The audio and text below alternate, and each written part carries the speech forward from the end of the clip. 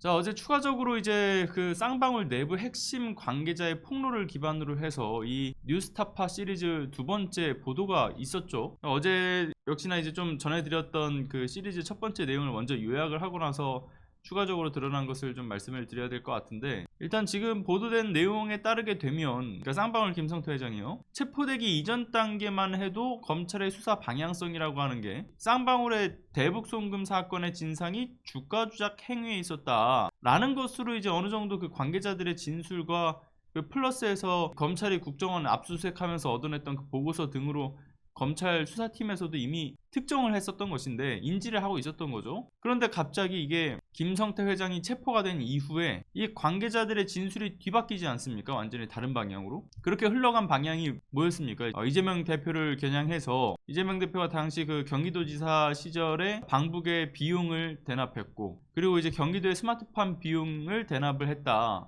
이런 걸로 갑자기 바뀌어요, 성격이. 근데 중요한 거는 이에 대해서 뭐 이재명 대표를 향해 가는 어떤 물증이 있었던 것도 아니었고, 그저 온전히 이 공범들의 뒤바뀐 그 진술에 의존해서 검찰이 이재명 대표를 엮어 넣으려고 정말 이 무리하게 연결을 시켜놨던 건데, 마침 이렇게 이 진술이 바뀌기 시작하던 시점에 그 당시에 그 검찰을 왔다 갔다 했던 사람이 이 폭로자였죠. 그러니까 이제 쌍방울 대북 사업과 그 외압 밀반출에 있어서 핵심적으로 관여했던 쌍방울 내부 관계자인데, 그 사람이 8차례 이상을 지금 참고인으로 검찰에 왔다 갔다 출석을 했고, 그리고 그렇게 출석한 과정에서 그가 갔었던 이제 1313호실, 그러니까 그 검사실이죠. 검사실하고 그 맞은편에 있었던 1315호실에 그 관계자들이 다 모여 있었다. 그 공범들이 쌍방울 특검의 임원진들부터 시작해서 안부수 회장 뭐 다 있었다라는 거예요. 그러니까 그렇게 한 방에 모여서 작당 모의를 하는 모습을 봤다, 이런 폭로였지 않습니까?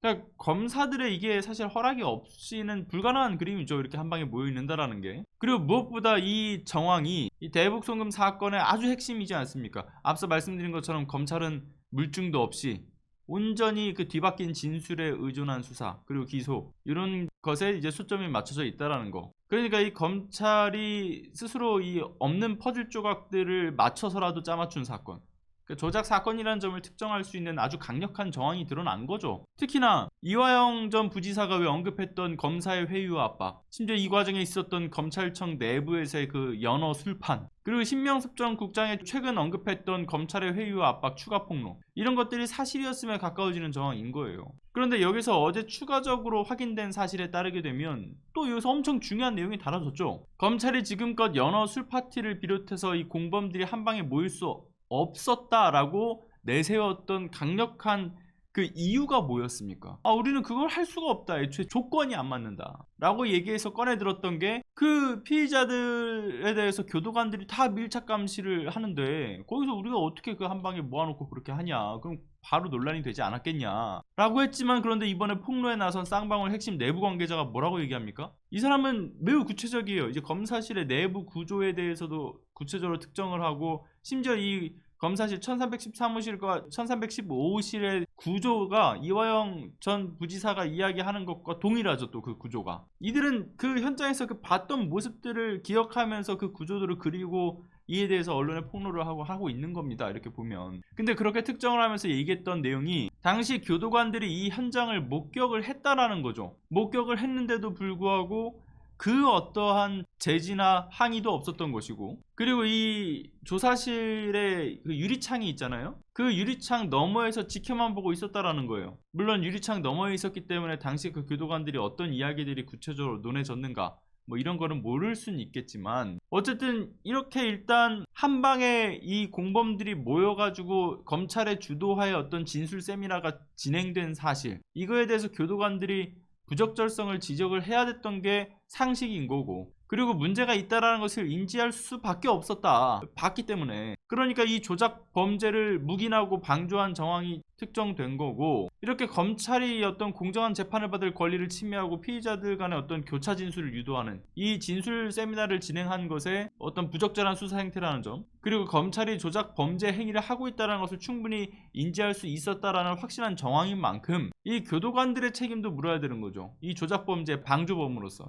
그러니까 그들에 대한 수사까지 이어져야 함이 불가피해진 거예요. 결국 지금까지 드러난 내용을 종합하면 이제 이 대북 송금 사건 더 이상의 수사, 재판 진행 사실상 무의미해진 거 아닙니까? 결국 이 사건의 진상이라고 하는 게 검찰의 조작 범죄로 이어지는 만큼 이 담당 검사 그리고 폭로에 등장한 교도관들 그리고 진술 조작에 가담한 이 주가 조작 사건의 공범들 이들에게 책임을 물어야 되는 게 맞는 거죠. 지금 저들이 실체적 진실을 멀리하고 이 대선 후보급 정적을 제거하기 위한 이 아주 정치검찰의 무리한 수사라고 하는 것 이게 속속 밝혀지는 소식들인데 사실은 이와 같은 검찰의 조작 범죄가 반복되지 않도록 낱낱이 이 사안을 밝혀내는 것은 물론이고 정말 뿌리를 뽑아내야 되지 않겠습니까? 근데 저는 그 뿌리가 이제 뽑히는 그날 그 끝이 보이기 시작했다라고 봅니다. 이 신명섭 전 국장의 경우에 이번에 그 국회 소통관에서 기자회견을 했던 그 용기를 얻었던 것 이게 뉴스타파의 어떤 국정원 그 비밀 문건에 대한 보도 이후에 이 돌아가는 상황들을 보고서 아 이제 내가 이 양심에 맡겨서 폭로를 해도 되겠구나 라는